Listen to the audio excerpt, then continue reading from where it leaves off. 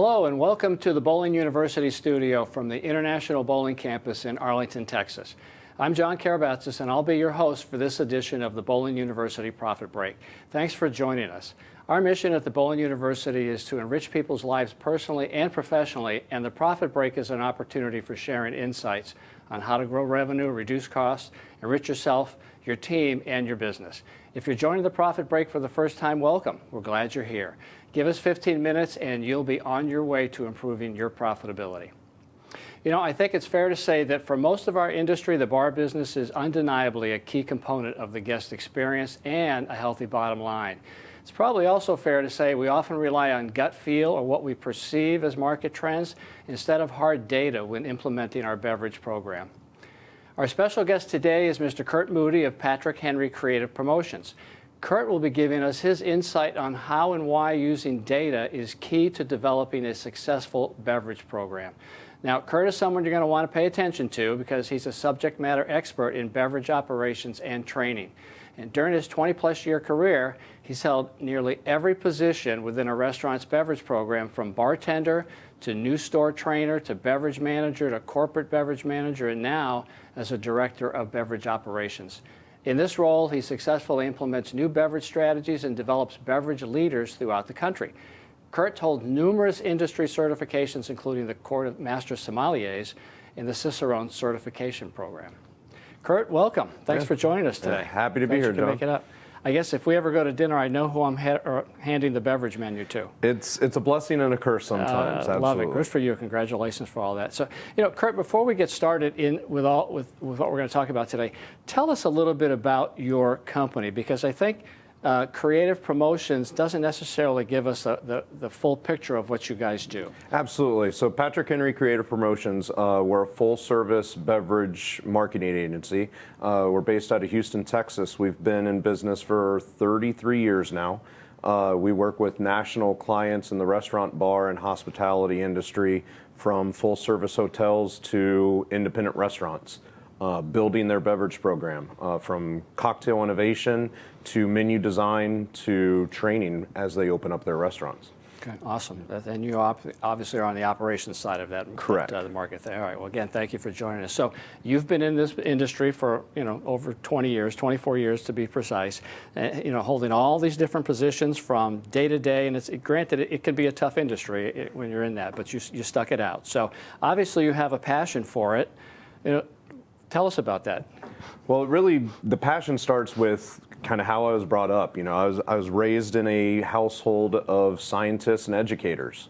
Mom was a nurse, dad was a computer engineer, and it was one of those where you used data and everything was objective. Mm-hmm.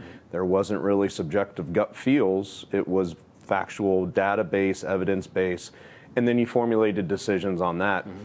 And that's really where I take that into the restaurant and into the beverage program of, like you said, it's sometimes gut feeling when it shouldn't be. Right. You got to trust the data, and sometimes that's harder to do, especially with our operators. A lot of, they're there day in, day out. They have a great feel for their business, but oftentimes we just rely too much on, what one or two people are telling us, or one or two staff members. You've got the data, go with the data. So, So I know just in our discussions before, before changing or implementing a new beverage program, you've always been an advocate of getting to know the guest. Getting to know who that guest is. What does that mean, and how does an operator achieve that goal? Well, I think a lot of times beverage programs are created, in a office or in a vacuum or in the manager office or by a bartender, bar manager, or owner operator without even kind of acknowledging what that guest is already starting to do. We can look at guest purchase history, we can look at menu elements, you can look at different day parts and sales reports to really understand what your guest is already buying, but also what your guest is telling you they want more of. If you're selling a lot of Long Islands, how do we expand that Long Island category? If you're selling a lot of margaritas, how do we expand that margarita category? And it's really getting to know the prevailing trends and available products within what your guest is already telling you they want. Okay. Now these reports, okay, so what types of information would reporting, what should I be looking for? What types of information do they contain? And then how do I use that information to make decisions for my beverage program? Almost every system, independent of whatever back of house you have, is going to be able to give you inventory reports or depletion reports, but mainly sales history. What did I do on the first Monday of August last year? What did I sell, not only in total guest traffic or total sales, but independently, how much beer, how much wine, how much spirits, how many cocktails do I go through from a Thursday through a Saturday?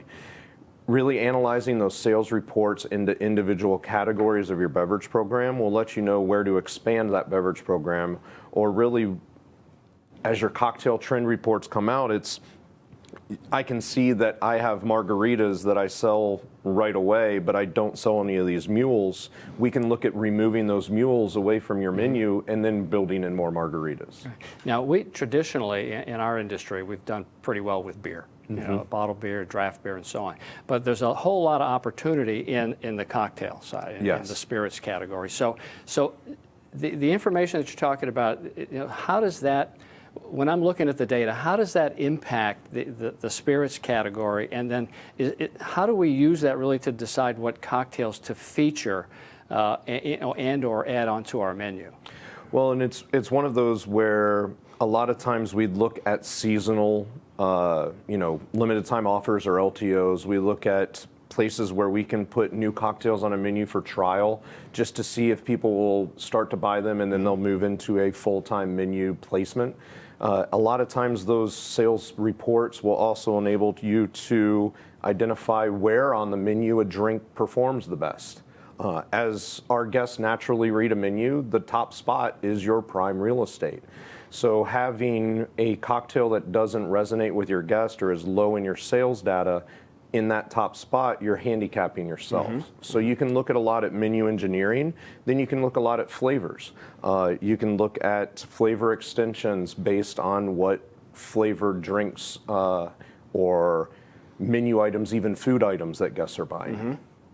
So it really is. I mean, if we're always great at educating and advocating for doing menu engineering on your food side. I don't think we've said it enough when it comes to the beverage side, but essentially it's the same thing. Absolutely. Okay. All right. So okay, a lot of times though, our members might think, okay, I'm going to update my beverage program, and so I need to include some trendy drinks and trendy cocktails. What are your thoughts on that? I look at it really the way that I look at baseball pitching. I'm a real big baseball fan, John. So when you're looking at a fastball right down the middle, that's a classic margarita. No flavors, just a really good tequila, a good fresh margarita mix, good ice, good shake, good salt rim. It's a strike every time. As you start to build categories around your menu, think about expanding that strike zone to where a batter still wants to take a bite of it. A strawberry margarita might be right on the edge of the plate. You still get the swing, but it's not right at the core. Too often we see owners, operators say, I need something trendy, and trendy is strawberry jalapeno basil. That's a curveball that's way outside, diving out, and it's a wild pitch. No one's ever going to bite at that at a consistent rate. I'm smiling because with those kind of descriptions, you'll probably get our Kelly to try a drink. So those of you that know Kelly will know what I'm talking about. So, all right, so what I'm hearing you saying is that innovation isn't always the best thing to do when it comes to a beverage program. Correct. It's purposeful innovation. Innovation for the sake of innovation really is never successful. You have to take into account seasonality, product trends, guest data, and then really innovate with a purpose. Innovate on something that will succeed, and then see it through. Innovation just to be creative, I mean, that's just not in our business model. Okay. Keep it simple. I love it because, in our industry, in our centers, there's a lot going on and a lot of different revenue streams. And I think the simpler you can keep it and stick with those things that are the most meaningful and most profitable for you. It's great advice. Okay, we got time for one more question. So, understand that we don't necessarily want to be innovators, but we don't necessarily want to be laggers either. Okay, so what does that mean to our operators? So even though I'm an operations guy, in marketing we have this beautiful bell curve of your innovators all the way through early adopters to late adopters to laggers. And it's really important for operators to understand that the biggest section of our guests are in the early adopters to late adopters. You know, we want to allow some of those trendy cocktail bars and gastro pubs, allow them to take the risk with new trending flavors and cocktails. Let them figure out which ones are successful. We should know our competitors and see how they're doing well, and then we can be those early adapters using the successful ones they do. Follow. Okay. So what I'm hearing, is just summarize, is know your guest. Okay. Learn the data, understand the data. Okay. Base your decisions on the data. Okay. Don't try to be that cutting edge person, but keep abreast of the industry, what's going on, and use those that are proven concepts and incorporate those instead of trying to do that yourself. Correct, and always choose to do what they are successful at. Okay. Don't go into a competitor and see what they're doing wrong. Go in and look for what they're doing right. That's great advice. Great. Again, thank you, Kurt, for joining us today. Great advice for our members. We appreciate it. Excellent, thank you. So if you have any questions for Kurt or want to learn more about the Patrick Henry Creative Promotions Group, please feel free to reach out to Kurt directly. As we wrap up another edition of the Bowling University Profit Break, remember that when your focus is on growing people, people will grow your business. We look forward to seeing you next time for another great episode. If you have any questions for us about today's show or would like additional information, you can reach us anytime at education@bpaa.com. Also, all previous Profit Break episodes are available 24/7 for you and your team to watch at bowlinguniversity.net. New Profit Break episodes are available every month, so mark your calendar, watch your email, and join us on Facebook to hear about the latest episodes.